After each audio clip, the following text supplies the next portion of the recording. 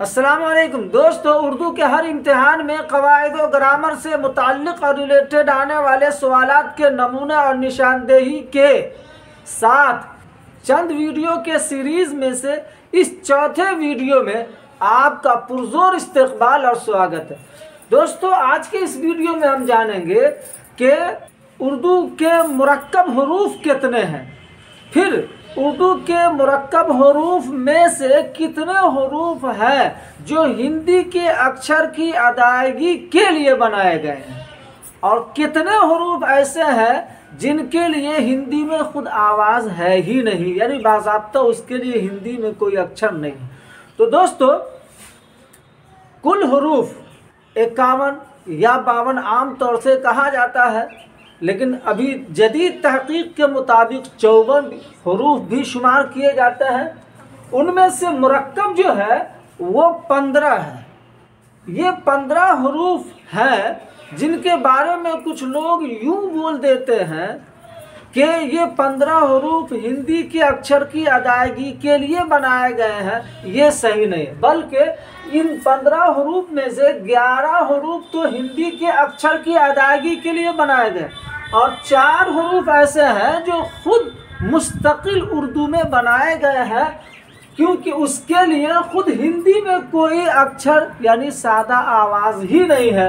जैसे रे, ले, में, ने, ये ऐसी आवाज़ें हैं जिनके लिए हिंदी में भी कोई सादा आवाज़ यानी अक्षर नहीं है। ये 11 हैं जो हिंदी के अक्षर की अदायगी के लिए बनाए गए हैं। ब के लिए उर्दू में बे था, लेकिन भे के लिए नहीं था, तो बे को हे में मिला के भे बना दिया गया। इसी तरह प के लिए पे था, लेकिन फे के लिए कोई हर्फ नहीं था, इसलिए पे को हे में मिला के फे बनाया गया। इसी तरह ता के लिए ते था, लेकिन थे के लिए यानी था के लिए कोई हर्फ नहीं था, तो ते को हे में मिला के थे बना दिया गया।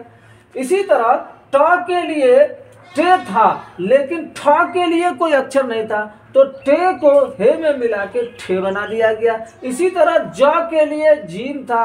और भी 5 हरूफ हैं, लेकिन झा के लिए कोई हर्फ नहीं था, तो जीम को हे में मिला के झे बना लिया गया।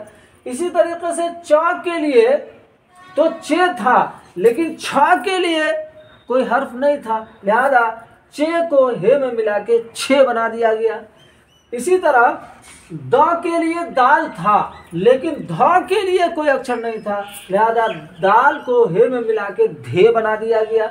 इसी तरह ड के लिए डाल था, लेकिन ढ के लिए कोई हर्फ नहीं था, इसीलिए डाल को हे में मिला के ढे बना लिया गया। इसी तरह र के लिए तो हिंदी में अक्षर था, जैसे इसी को र बोलते हैं, लेकिन र के लिए उर्दू में कोई अक्षर हर्फ नहीं था, तो रे को हे में जोड़ के रे बना लिया गया। इसी तरह क के लिए काफ था, लेकिन ख के लिए कोई हर्फ नहीं था, तो काफ को हे में मिलाकर खे बना लिया गया। इसी तरह ग के लिए हिंदी में अक्षर ग, उसके लिए गाफ उर्दू में था, लेकिन घ के लिए उर्दू में कोई अक्षर नहीं था, इसलिए गाफ को हे में जोड़ के घे बना लिया गया। तो ये 11 हरूफ हैं जो हिंदी के अक्षर की अदायगी के लिए बनाए गए हैं। 4 हरूफ ऐसे हैं जिनकी आवाज़ हिंदी ही में नहीं है, इसलिए सीधे ये बोल देना कि ये 15 हरूफ हिंदी के अक्षर की अदायगी के लिए बनाए गए हैं, गलत है। एक सुधार और भी होनी चाहिए कि पढ़ और चढ़, आमतौर से हिंदी वाले लोग इसको चढ़ ना बोल देते हैं। चढ़ना, ये चढ़ना हम नहीं बोलेंगे, इसको चढ़। अगर आपको रे की आवाज़ अदा करने आ रही है, यानी आपको रे की आवाज़ अदा करने आती है, तो इसको चढ़ ना बोलेंगे, चढ़ ना बोलेंगे। अगर नहीं अदा करने आता है तो ढ के बजाय हम ढ ही पढ़ते हैं, जैसे लोग पढ़ते हैं चढ़ना। तो इसकी आवाज़ और इसकी आवाज़ में फ़र्क होनी चाहिए।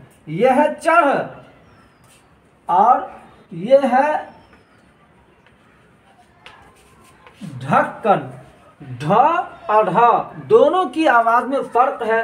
ढ के लिए उर्दू में ढे आता है और ढ के लिए उर्दू में ढे आता है, इसलिए दोनों को अलग अलग अदा करना चाहिए। बहुत सारे लोग हैं जो अदा करने में फ़र्क नहीं कर पाते।